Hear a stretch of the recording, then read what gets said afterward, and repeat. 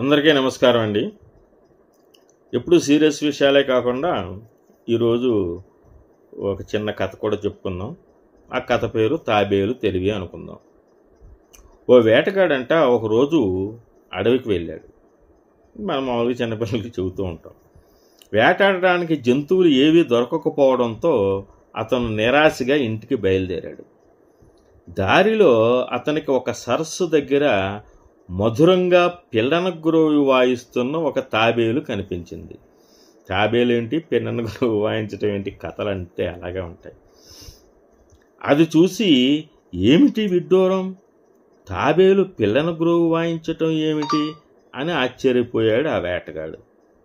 వెంటనే ఆశ్చర్యం నుండి తేరుకుని ఆ తాబేలుని బంధించి తన ఇంటికి తీసుకువెళ్ళాడు.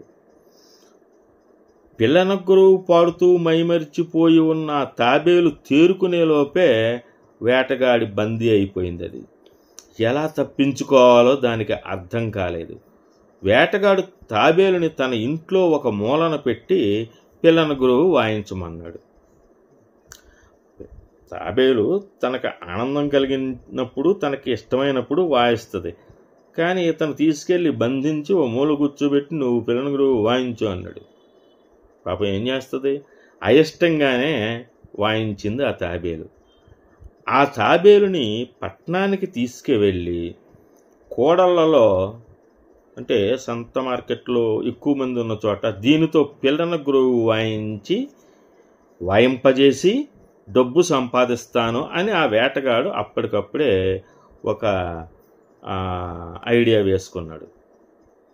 ఆ భార్య పిల్లలతో కూడా చెప్పాడు. చెబుతుండగా ఈ తాబేలు వింది. ఓ నాయనో సత్యాన్రా బాబోయ్ అనుకుంది తాబేలు మనసులో. వెంటనే అతను దాన్ని ఒక పెట్టెలో పెట్టి, పిల్లలు ఇది తప్పించుకోకుండా కాపలా కాయండి, నేను బజారుకి వెళ్ళి దీన్ని పెట్టడానికి ఒక మంచి పంజరం తెస్తాను అని తన పిల్లలతో చెప్పి బజారుకు బయలుదేరాడు ఆ వేటగాడు. వేటగాడు అలా వెళ్ళగానే ఆ తాబేలు చాలా మధురంగా పిల్లనగ్రోవి వాయించసాగింది. వెంటనే ఆ ఇద్దరు పిల్లలు తాబేలు ఉన్న పెట్టె దగ్గరికి వెళ్ళారు. వాళ్ళని అడిగింది, మీకు నా గానం నచ్చిందా అని. నచ్చింది అన్నారు.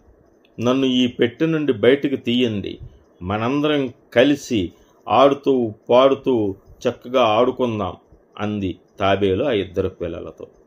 పిల్లలు ఆడుకుందాం అనేటప్పటికి వెంటనే ఏం చేస్తారు, సై అంటారు. పిల్లలు తాబేలుని బయటికి తీశారు.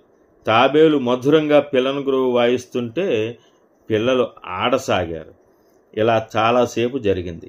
చివరికి అలసిపోయి చెమటతో తడిసిపోయారు. ఆ పిల్లలు, చెమటతో తడిసిపోయాం కదా, ఇప్పుడు మనం స్నానం చేద్దాం అన్నది తాబేలు తన పథకాన్ని అమలుపరుస్తూ. వెంటనే పిల్లలు ఒక బకెట్లో నీళ్లు తెచ్చారు. ఇవి నాకు సరిపోవు, పదండి నదిలో స్నానం చేద్దామంది తాబేలు. సరైన ఆ పిల్లలిద్దరూ ఆ తాబేలుని పట్టుకొని నది వద్దకు తీసుకువెళ్ళి ఆ నీళ్ళల్లో వదిలారు. వెంటనే తాబేలు బతికేంట్రా దేవుడా అని తప్పించుకుపోయింది. అంటే ఇది కథ మనకి సింపుల్గా అనిపించవచ్చు, కానీ దీని వెనకాల ఉన్నటువంటి నీతి ఏంటంటే, అపాయం వచ్చినప్పుడు కుంగిపోకుండా దాని నుంచి ఉపాయంతో బయటపడటం తెలివైన లక్షణం. మనకు కూడా చాలామందికి చాలాసార్లు అపాయాలు కలుగుతూ ఉంటాయి.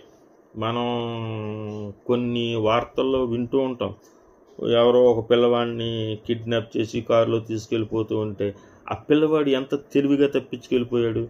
లేకపోతే ఒక పెద్ద ఆయన్ని కిడ్నాప్ చేసి తీసుకెళ్ళిపోతా ఉంటే అతను ఎంత తెలివిగా తప్పించుకు వెళ్ళిపోయాడు.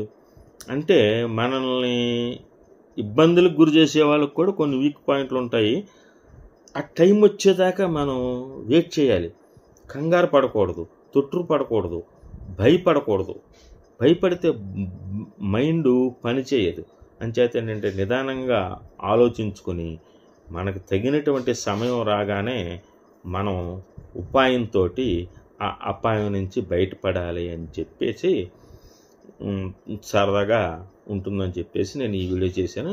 వీడియో కనుక మీకు నచ్చినట్టయితే లైక్ చేసి సబ్స్క్రైబ్ చేయవలసిందిగా కోరుతున్నాను.